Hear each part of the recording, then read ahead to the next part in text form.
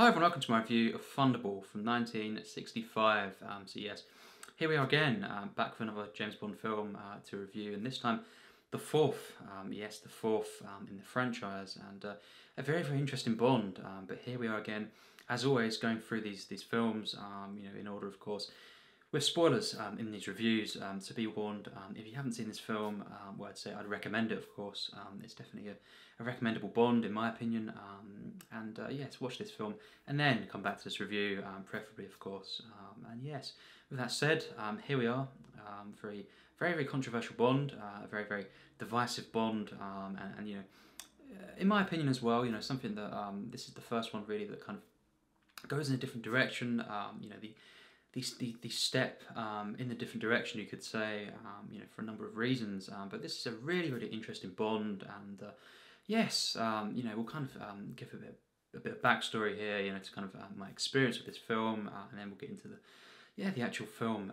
But yes, last time round, when I kind of done this whole entire, for the first time ever, this whole kind of watch of the series, there was a couple of Bonds I'd never seen, but I had seen this one before, but just not too many times.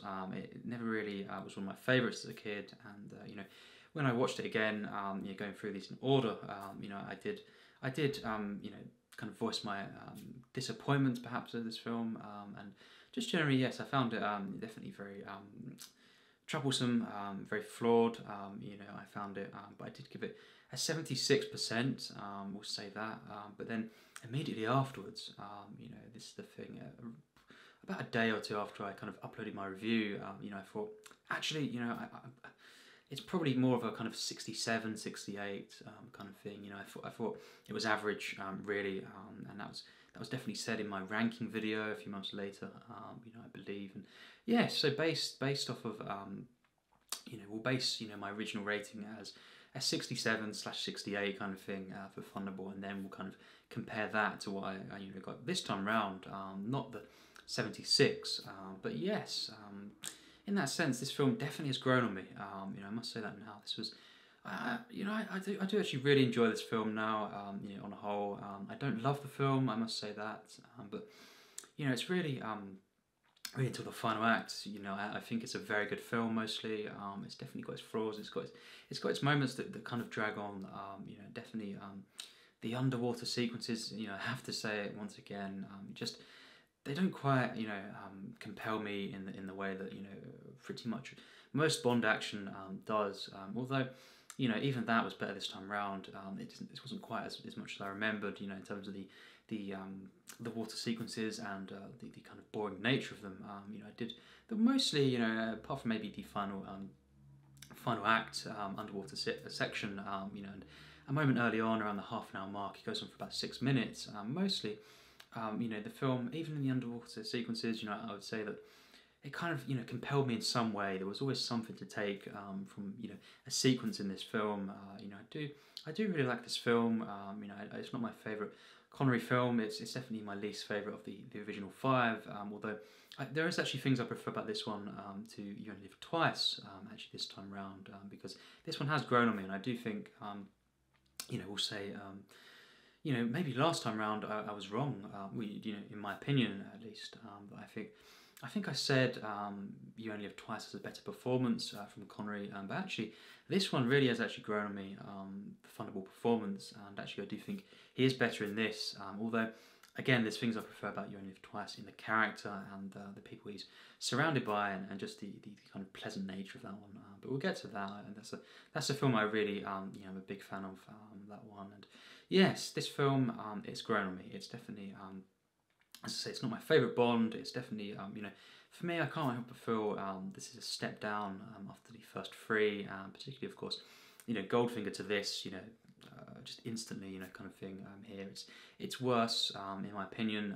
That's just my take. I think, it's definitely underwhelming if you compare it to Goldfinger. Just in my opinion, I think. The production, as well is a big thing here. This is a step down, despite we must note the kind of triple the budget of Goldfinger. Therefore, 9 times the budget of Doctor No, and more than 4 times the budget from Russia with Love. more than all these three films combined. You know, Thunderball. You know, and of course I can see where it went. You know, certainly with the different you know, the boats and everything. And there's a lot of explosions and the underwater sequences, of course. There's a lot of layers in the way that's obviously put together, you know, and stuff. But yes, you know, I think despite that, you know, it's actually, I think it's not as polished, it's not as kind of wowing and nicely presented. It's just not as well made for me as, you know, even just Goldfinger, you know, the previous Bond, let alone, of course, my favourite from Rush of Love. I think that's the best, you know, Bond of the Connerys. But, you know, this film is definitely a step down, I must say that. You know, that's an important thing to say, you know, just in my experience. I don't love this film, and you know, the first three are all among my favourite films, especially obviously from Rush of Love and Goldfinger. But you know, Thunderball, looking at the film as its own kind of thing, and you know, not necessarily comparing it to Goldfinger. I think, you know, it's a very enjoyable film mostly for me. I think I can understand, you know, I can really understand how some would be very, very bored. You know, it's not for everyone, this film. It's not, you know, it's a lot of hard work when you think about certain sequences. You know, it's not for everyone. I myself, you know, I'm not a big fan really of underwater sequences in cinema. It's not something that always, you know, it doesn't really get me excited, you know, in that sense. I'd much rather take, you know, car chases or just, you know, scenes on trains, for example, you know, and stuff. Regular kind of Bond, you know, fare. But, you know, this is very different. It's very a very different approach.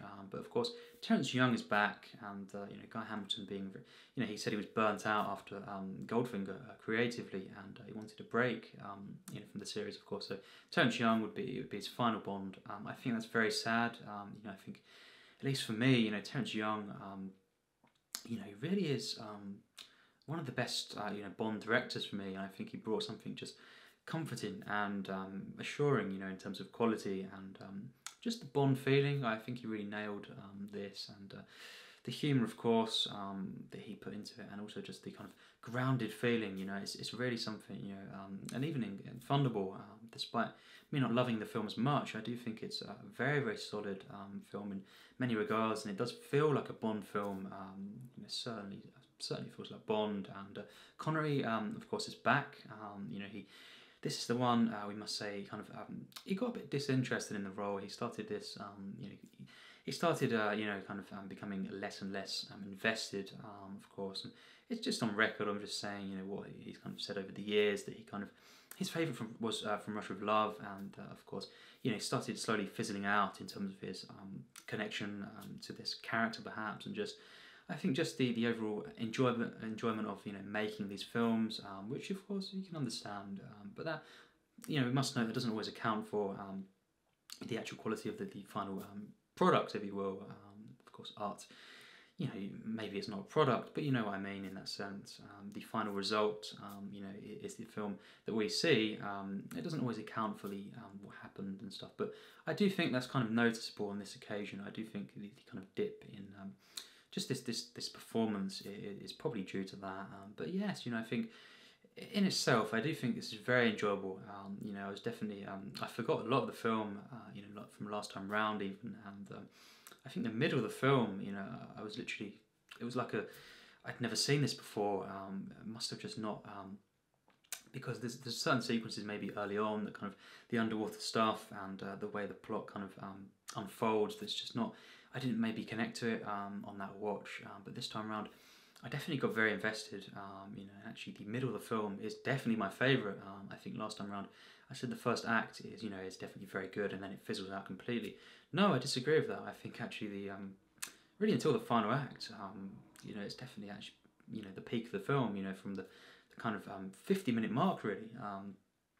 You know, this time around, of course, very basic plot again, you know, but I did get invested more than the last time, of course, and it's basically Bond sent in with the help of, you know, different characters, of course, Q, Felix Leiter, again, in this film, and yes, trying to take back these two nuclear NATO warheads, and yes, basically, you know, Largo is also number 2, you know, Spectre, you know, he's the one that kind of is the villain of the film, although we'll get to the other villains as well, kind of thing. But yes, Bond is sent to still back to acquire these bombs again, because there's threats made, you know, by Spectre, of course, you know, to let off, you know, these bombs in different locations, of course. And it's kind of this ransom, you know, in a nutshell, it's kind of this ransom kind of you know, plot here, you know, involving money, of course, with these threats that are made, and Bond's mission is, of course, to get them back and to save everyone, of course. So yes, very basic plot, of course, but I think it's very investing actually at times. And this time around, you know, I think Largo actually is quite an enjoyable villain. Not one of the best, but you know, as far as Bond villains go, you know, in my opinion at least, I think half of the series, you know, are certainly not great villains in my opinion. They range from decent, you know, pretty enjoyable, including this one in that kind of status there, to bad, I would say, and the worst, you know, couple of Bond villains, you know, non-existent, you know, and awful, in my opinion. One of them being Quantum of Solace. Wow, you know, definitely. But you know, there has been some great Bond villains, and I think Largo is definitely one of the. He's not one of the worst, not one of the best either. But you know, he's compelling, actually, and the performance, of course, by Adolfo Celi. Actually, you know, I did like it this time around quite a bit. You know, it's just this kind of maybe he's not that menacing. Really, you know, overall in the film, but there's something about his performance that's just kind of enjoyable. It's kind of comforting. It's just his, you know, his face. It's just kind of, you know, he's just a charming character. You know, in the way he plays it. You know, this actor, and I think as well, you know, it helps. You've got that kind of briefing mission involved, of course, who we don't, you know, see once again fully. Of course, Blofeld. You know, he gives the briefing, of course, and it kind of gives this backstory to Largo, of course. And I think the writing throughout the film is definitely impressive. It's mostly engaging. You know, it's got a very, you know, it's got a very grounded feel. Again, it does feel kind of, you know, silly at times. This one, but you know, it's definitely more grounded than some of the later, you know, films in the series. But you know, it's got this nice breezy feeling. Last time round, I kind of agree with it. This time, you know, but not maybe as much in a bad way. You know, I think it's kind of this one is kind of summed up by saying it's Bond on holiday, kind of thing. You know, it's very breezy. It's kind of like this, you know, this ease after Goldfinger. This kind of you know, sitting back and kind of going to these locations. You know, the Bahamas, of course, being a big location in the film. You know, it's kind of just this exotic, breezy, you know, lower stakes film, although it's meant to be, you know, it was pitched as, you know, the biggest Bond yet. It doesn't feel, for me, as big scale as the previous two at least, and yes, it kind of feels much more low-key, relaxed, breezy, you know, at times, you know, there's a couple of instances where it's slightly flat, but mainly, actually, it's not really until the final act. You know, it's actually very investing, I feel, and I think the way the film is shot looks very nice, and it is well shot. It's some really good visual storytelling, but you know, it's a step down in my opinion from the previous three in that sense. The editing, you know, I think it's problematic. Personally, I think it's very choppy. You know, that can kind of you know, the quick cutting can work. You know, in Bond films, you know, it's on Her Majesty's Secret Service. You know, that is you would say that is kind of fast cutting, but that was something else. You know, that's something that's just really perfected in my opinion. This, you know, it just feels choppy. It feels a bit rushed for my liking, but it does have an energy to it at the same time. I think the fight scenes, you know, are definitely very good. Mostly, the kind of underwater sequence, you know, in the final act is definitely again, you know, it's a bit boring. It does go on for a bit too long. You know, in the sense of what is actually shown here, you know, the involvement, and I do feel it gets a bit messy and confusing actually at times. It's not one of the best final acts in a Bond film. Yes, a lot of the Bonds, you know, are definitely, for me, not their strongest in the final act, you know, kind of thing. But you know, this one, it's definitely could have been better, in my opinion. It's just very sluggish. I feel the kind of fight on the boat at the end is a bit, you know, kind of. It's funny to see, you know, because it really feels a bit silly, really, for me, and you know, just the way it kind of it's kind of rushed in my opinion, you know, and the kind of the ending is really rushed. You know, it's straight in there with the credits kind of thing, instantly. You know, it's almost as if they couldn't wait to put the credits in. But again, at the same time, you know, a lot is kind of accomplished here. You know, it's definitely, you know, an investing plot. I feel mostly the villains. We talk about the villains. We have, for me, a better kind of villain than Largo. While he is good in the film, I think this character, Fiona Volpe, who is another member of Spectre, you know, she is basically another villain in the film, and she's played by Luciana Paluzzi, and she is very, very good in this film.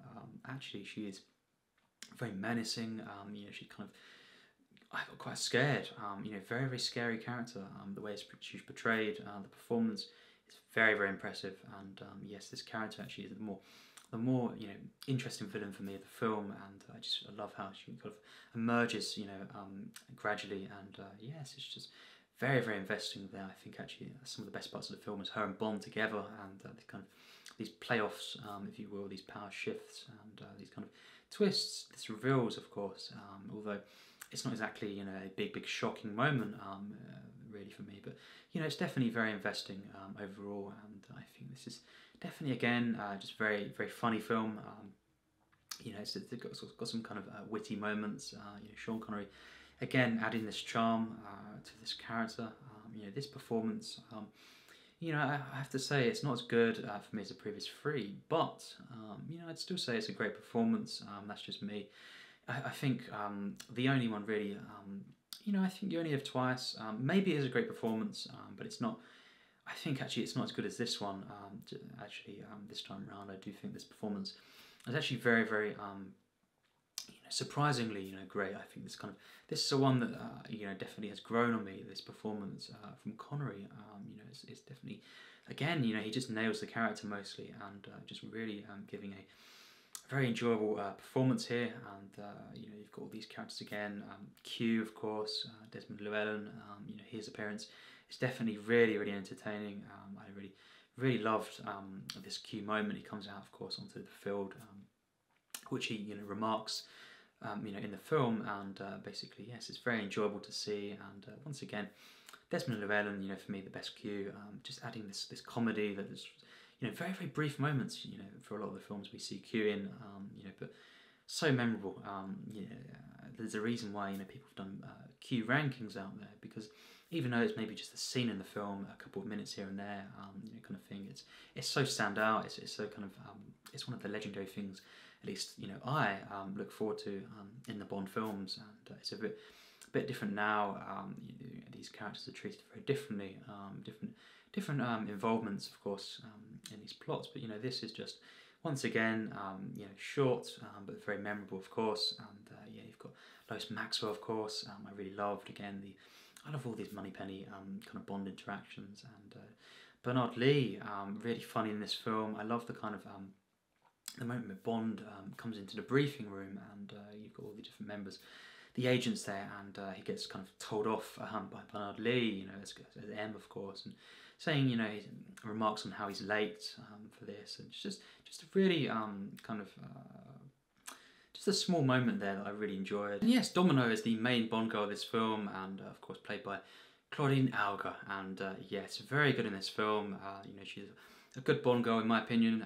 You know, just, well, these 60s Bonds, you know, I think they're all good. They're all good in the Bond girls, in my opinion. I like all of these Bond girls, and you know, definitely just Sean Connery once again in this, providing some very, very humorous scenes. You know, definitely just some enjoyable scenes here once again. You know, the Bond girl, of course, and all these characters. And you could say really there's two Bond girls in this film, although, you know, I mainly count you know, Domino as the main Bond girl of the film. But yeah, she's good once again, and it's just very enjoyable once again, definitely. And yes, of course, this time around, as I say, you know, it's definitely an improved experience in my opinion. I just connected to this film more than I've ever done, really, and you know, just from the opening even. Yes, the opening scene is very much you know, very, very over the top. You know, as I say, these Bond films, you know, Goldfinger onwards really became more over the top. You know, generally, but there are exceptions, of course, on Her Majesty's Secret Service and Casino Royale, perhaps. You know, all these Bond films here. You know, there are kind of ones that don't exactly you know, fit into this formula of being, you know, more over the top and silly. But you know, these films generally, you know, they are more so than the first two. Of course, we have the jetpack, you know, which is really insane for a Bond film. But you have the jetpack scene, you know, Bond escapes, and I think overall the opening scene is definitely very enjoyable. But again, very flawed in my opinion this time round. You know, the editing is very choppy. You know, it's kind of very silly. You know, in the way it's done, and definitely just very rushed. You know, the speed ups here, you know, just doesn't quite work. You know, perfectly here. But definitely an enjoyable scene to open the film with, and you know, leading in, of course, to the title sequence. Now, what we have here, you know, is a title sequence that I love actually, and I think this song, of course, performed by Tom Jones, the great Tom Jones, and yes, I think this song has actually grown on me more and more really. You know, over the last couple of years I've been listening to it more, and so much so that I might prefer this to the possibly to the theme from You Only Live Twice. You know, although the way it's used in the film I prefer in that film to this, but you know, I think the actual the main title sequence I probably prefer in this film actually. I think the way it's done is really epic. The way, of course, the Bond theme is used, you know, integrated into this, it's just really amazing. And I think Tom Jones, yeah, it's just a very fitting kind of you know, the vocals, you know, is very fitting for Bond. I think Tom Jones is very Bond esque in his kind of voice. So yeah, this time round, you know, it's just a really great title sequence. I love it. I really do love this sequence. And yeah, of course, we have the different moments, you know, music in the film. Once again, great stuff. John Barry, of course, the great John Barry, one of the greats in my opinion. But you know, one of the standout kind of, you know, moments in the film musically is, of course, this.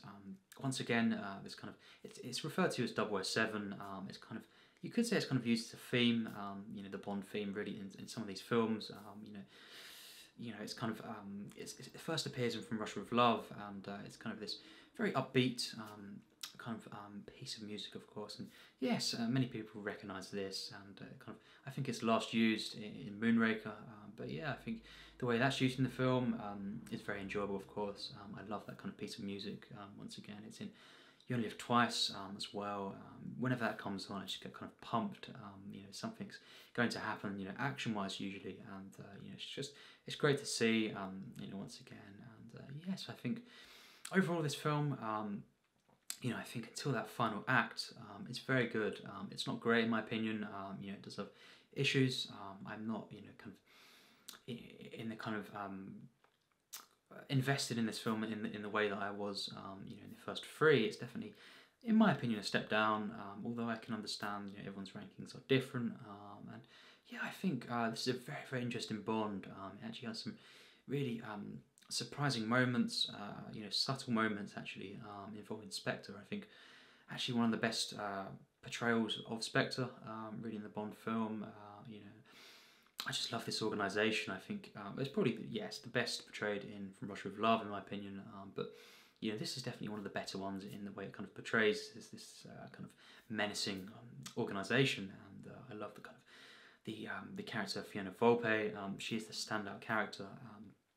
You know, of Spectre in this film, really, and of course, I love the kind of reveals with the rings, of course, the kind of the Spectre ring there, and you know, it's just a really, you know, there's something about this film. Once again, in the way the Spectre is portrayed, it's just kind of, I compare it to the film Spectre.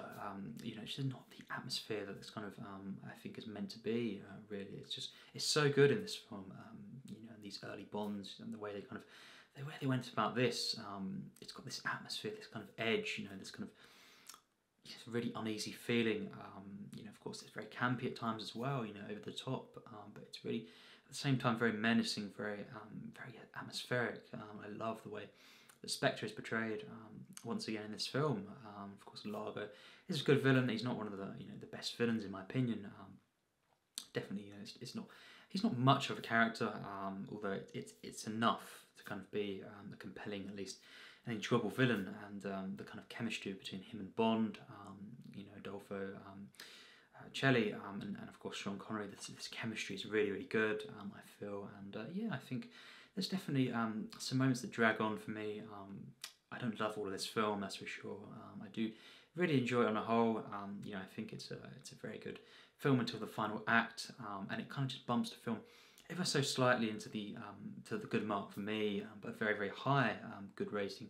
An improvement over the last time, you know, in terms of my enjoyment of this film, and just my connection to it, my investment, and just my appreciation for this Bond. I think it's not one of the best Bonds for me. It's not, you know, my top 10 or anything like that, but I think it's definitely not one of the worst Bonds. It's definitely an interesting Bond. It's one that I really enjoy, actually. I can understand it's not for everyone, and you know, I didn't love this film. I've never loved this film, and I don't think I do this time round. But I do really enjoy this one. I think, you know, it's kind of a low key Bond. It's kind of, as I say, this kind of you know, this kind of step back, this breezy feeling, this kind of more low-key atmosphere, you know, feeling, of course, after Goldfinger, you know, in my opinion. But I think, you know, in terms of what it is, I think what they're trying to do with this film, I definitely think is effective, very, very effective, and definitely an enjoyable experience. I think the underwater sequences, of course, you know, and just the overall, the fact that this film doesn't blow me away, really, in most regards. That's the thing that brings the film down, really, and just the overall, the plot again is definitely enjoyable. It's very compelling, but it's nothing in the way of you know, kind of the previous films, in my opinion, and just my investment in them films. You know, Doctor No, you know, compared to this, perhaps would be fairer. You know, but even then, I think. Doctor No is just so investing from the get-go for me. I'm just more invested in these films, and I love these films more. And this film I do really like. I think it's definitely, you know, definitely grown on me.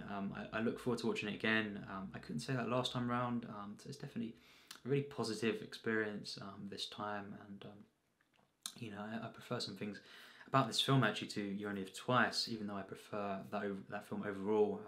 You know, to this, I think Sean Connery is better here. You know, he definitely gives another, in my opinion, great performance. I think the production is very impressive once again. The sets, of course, are very, very good. At times, you know, it's bland. You know, this film visually, I think, you know, it's definitely it's got its moments where it's just the colour and stuff. You know, the film and the overall the lighting perhaps is definitely a little bit off for my liking. It's definitely could have been more standout and just more going on visually to compel me. But yeah, it breezily kind of zips along here. It's got a nice, you know, mostly a nice flow. The underwater sequences, I think, and a couple of scenes here and there do kind of break that flow.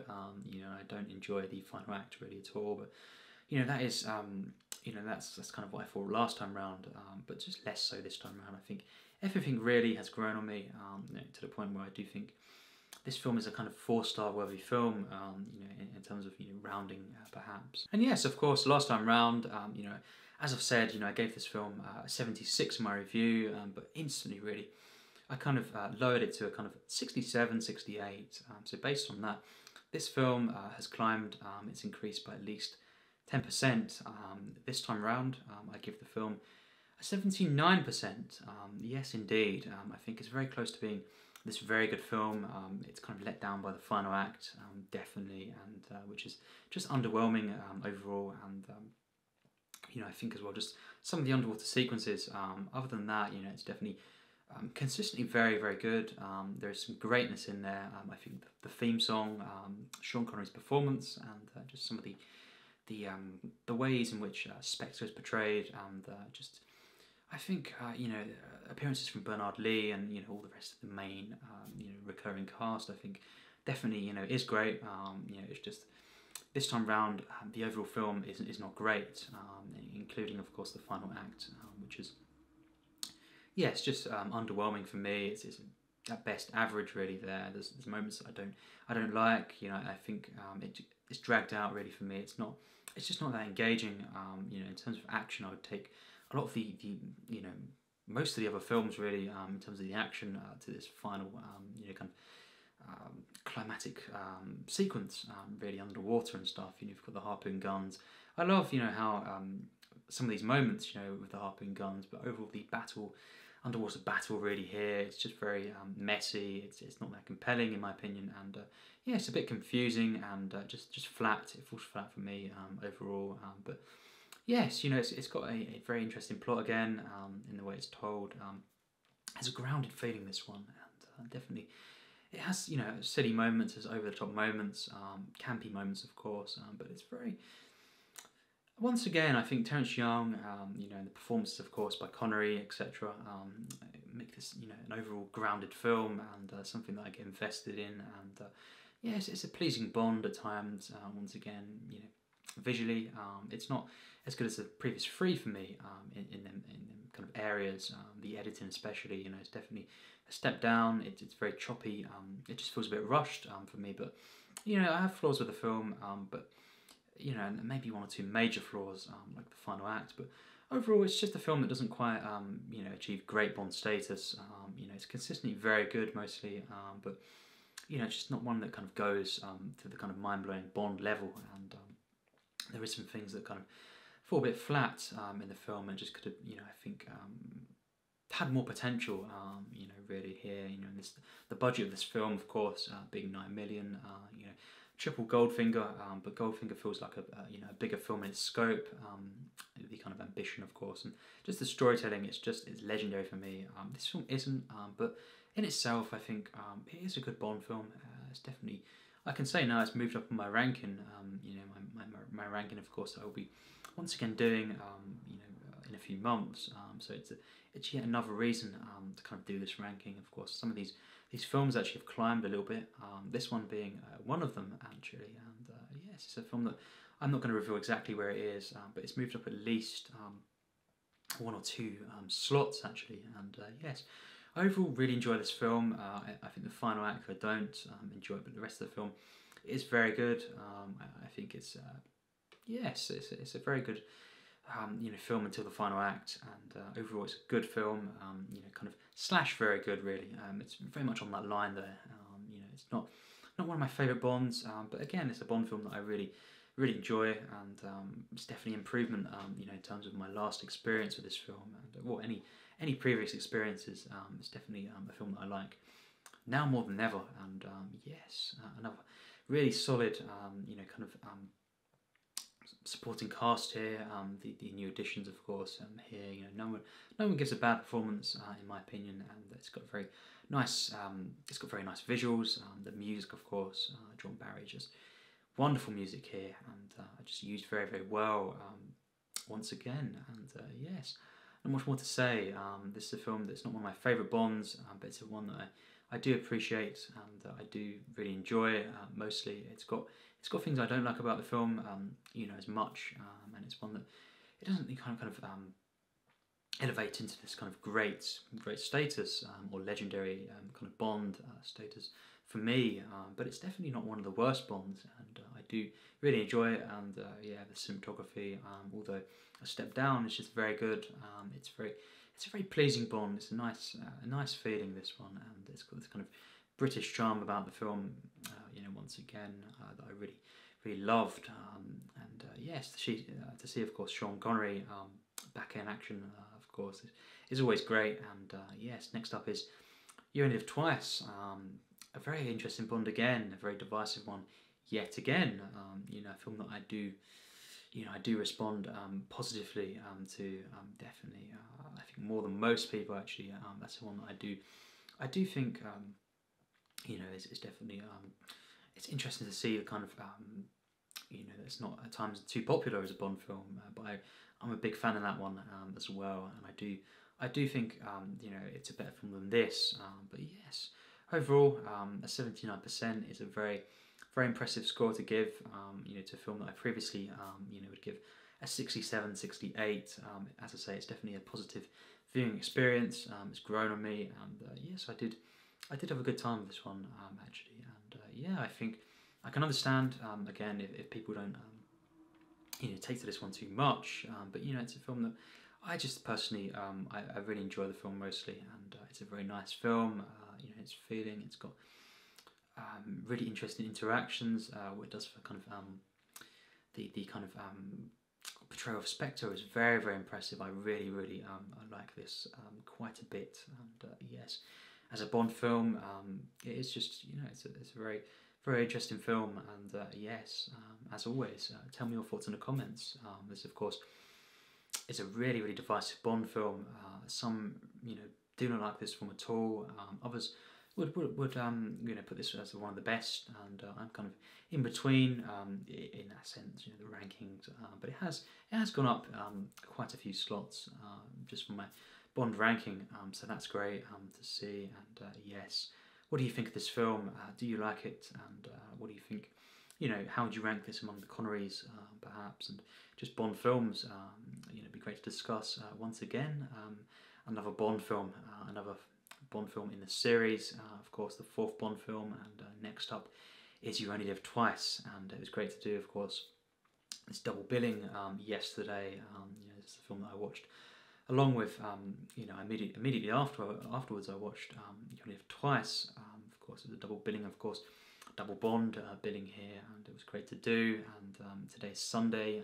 I planned some of the Bond kind of films to watch, but it didn't quite happen. So next up will be On Her Majesty's Secret Service.